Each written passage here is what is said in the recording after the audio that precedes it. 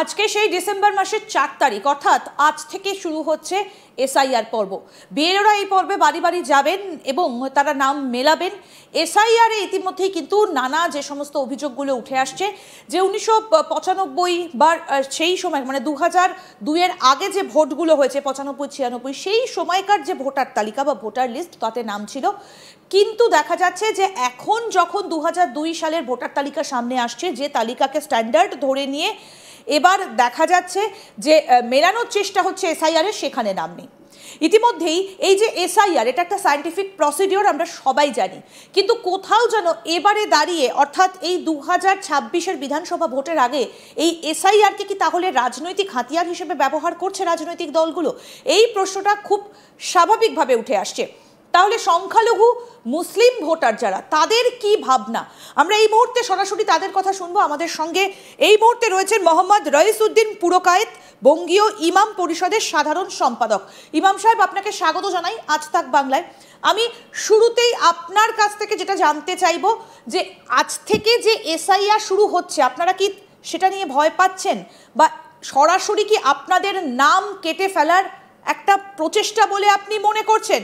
বাংলাকে 100% মুসলিম শূন্য করার কোন রকম কোন ষড়যন্ত্র বলে মনে করছেন? এটা আমরা চিন্তিত। এসআইআর নিয়ে আমরা চিন্তিত ছিলাম না, এসআইআর এর সঙ্গে কিন্তু এনআরসি হচ্ছে, সেই জন্য আমরা চিন্তিত। বিশেষ করে আমরা দেখছি যেমন কোচবিহারে বা একটা বীরভূমে দেখলাম যে একটা বুথে হঠাৎ করে 2002 সালে যে সমস্ত ভোটারদের নাম ছিল সেই নামগুলো হঠাৎ উধাও হয়ে গেল। তাহলে এখানে কোনো ষড়যন্ত্র চলছে বিজেপির তরফ থেকে, রাজনৈতিক ষড়যন্ত্র বলে আমরা মনে করি। আর এটা প্রতিহিংসা বলে আমরা ভাবছি। বিজেপির যে সাম্প্রদায়িক মনোভাব, এটাও তার একটা প্রমাণ। আচ্ছা, অর্থাৎ আপনারা মনে করছেন ইমাম সাহেব যে শুধুমাত্র বাংলাদেশি মুসলিম নয়, এ রাজ্যের যারা স্থায়ী বাসিন্দা মুসলিম তাদেরকে একেবারে ভোটার তালিকা থেকে সরিয়ে দেওয়া হচ্ছে বলে আপনি মনে করছেন?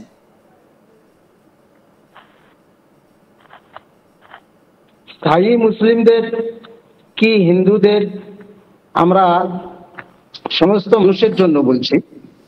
হ্যাঁ, সমস্ত মানুষের এটা ব্যতিব্যস্ত করা, হয়রানি করা, এটাও তো হচ্ছে, এটা আমরা নিশ্চিত। শুধু মুসলিম নয়, হিন্দু ভাইরা, অমুসলিম ভাইরাও তারাও বিপদে পড়ছে, ভাবনা চিন্তা আছে, কেউ আত্মহত্যা করছে, কেউ চলে যাচ্ছে, কেউ মরে মানে হার্ট অ্যাটাক করছে, এগুলো তো হচ্ছে। কিন্তু এর আগেও তো আমরা দেখেছি যে ভোটার তালিকা সংশোধন হয়েছে, তাহলে এবারে যখন এসআইআর হচ্ছে তখন আপনাদের মনে এই ভয়টা আসছে কেন? এর সঙ্গে তো শুধু এসআইআর নয়, ভোটার লিস্ট সংশোধন হয়েছে। এর আগে ভোটার লিস্ট সংশোধন হয়েছে, কোনো আতঙ্ক ছিল না, কেউ ভয় ভীত ছিল না। কিন্তু এখন এসআইআর এর সঙ্গে তো এনআরসি হচ্ছে, ঘুর পথে এনআরসি করা হচ্ছে, এই জন্য তো সমস্ত মানুষ আতঙ্কিত। আমি এবং ভালো মানুষ। ইমাম সাহেব, একটু যদি আমি স্পেসিফিক আপনাকে জিজ্ঞেস করি যে এনআরসি আর এসআইআর দুটো তো আলাদা বিষয়। নির্বাচন কমিশন ঠিক করতে পারে না যে এনআরসি হবে কিনা, সেটা নির্বাচন কমিশনের কাজ নয়। নির্বাচন কমিশন শুধুমাত্র ঠিক করে কারা ভোটার, কারা ভোট দিতে পারবে, ভোটাধিকার কারা প্রয়োগ করতে পারবে, এটা হচ্ছে এসআইআর। তাহলে আপনাদের এই ভয়টা কেন যে আপনারা ভোট দিতে পারবেন না, আপনাদেরকে কেটে বাদ দিয়ে দেওয়া হবে?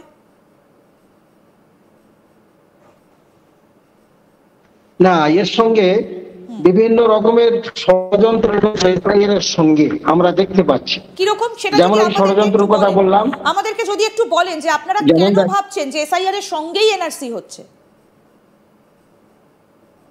যেমন দেখেন, কোচবিহারের কথা বললাম, একটা বুথে প্রায় 800-র উপরে যেখানে ভোটার ছিল, সেখানে কমিয়ে এসে 140টি ভোটারের নাম পাওয়া যাচ্ছে। হঠাৎ করে ওই ভোটারদের নাম 2002 সালে ছিল, কিন্তু কিভাবে উদয় হয়ে গেল, তাহলে এটা একটা চক্রান্ত মনে করবো। তারপর বীরভূমেও হলো।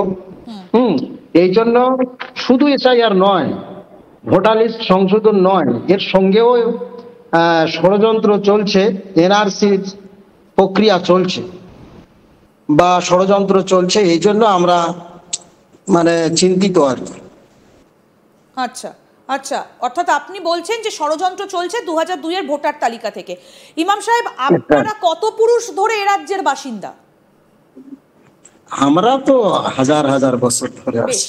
এবার যদি দেখেন যে আপনাদের পরিবারের বা আপনাদের পরিবারের কারোর নাম ভোটার তালিকাতে নেই, তাহলে আপনারা কি করবেন? মানে নির্বাচন কমিশনের দ্বারস্থ তো আপনারা নিশ্চয়ই হবেন, এরকম কিছু ভেবেছেন কি এখনো পর্যন্ত? না, তার জন্য তো আমরা নির্বাচন কমিশন, আমরা ডিএমকে ডেপুটেশন দিতে হবে, দেবো বলে মনস্থ করেছি।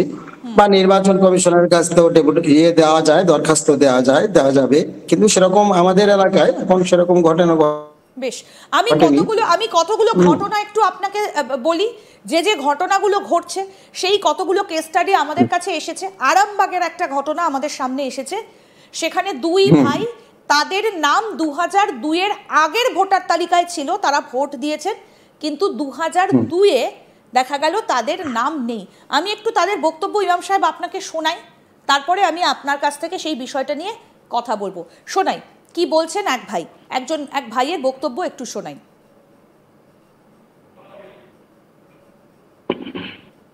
যে আমাদের যে ভোটার লিস্ট ছিল আমাদের কাছে, আমরা যখন পাসপোর্ট করাই তখন পাসপোর্ট করাবার জন্য ভোটার লিস্ট তখন পাসপোর্ট অফিসে নিয়ে যেয়ে দেখাতে হতো। তখন জেরক্স করে আমাদেরকে, তখন আমরা পাসপোর্ট পাশে যে আপনার ভোটার লিস্ট তখন জেরক্স করে নিয়ে যেয়ে পাসপোর্ট অফিসে দেখিয়ে দিই। সেই লিস্ট অনুযায়ী আমাদের কাছে লিস্ট থেকে যায়। তো 95-96 লিস্ট ছিল, তখন সেই দাদাদের নাম ছিল।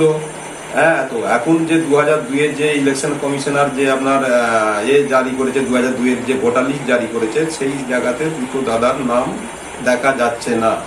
ঘটনাটা ঘটেছে বলতে, এখন যে এসআইআর এর যে এটা চলছে, পদ্ধতি চলছে, তো সেই কারণে আমরা যখন এটা পেপার খুঁজতে শুরু করলাম, তো দেখলাম আমার কাছে তো 1995-এ যে হচ্ছে ভোটার লিস্ট, আমরা সেই তখন থেকে ভোট দিয়ে আসছি, আমার তাতে নামও আছে, এবং আমার দাদা সিরাজউদ্দিন খান, আমি সফররাজউদ্দিন খান, তো দুজনেরই নাম রয়েছে। কিন্তু দেখা যাচ্ছে 2002-এ যখন ভোটার লিস্টটা বার করলাম, তখন দেখছি কী কারণে এখন নামটা নেই। তার পর যে 2025 পর্যন্ত আমার নামটা আছে, কিন্তু 2002-এ শুধু এটার নাম নেই।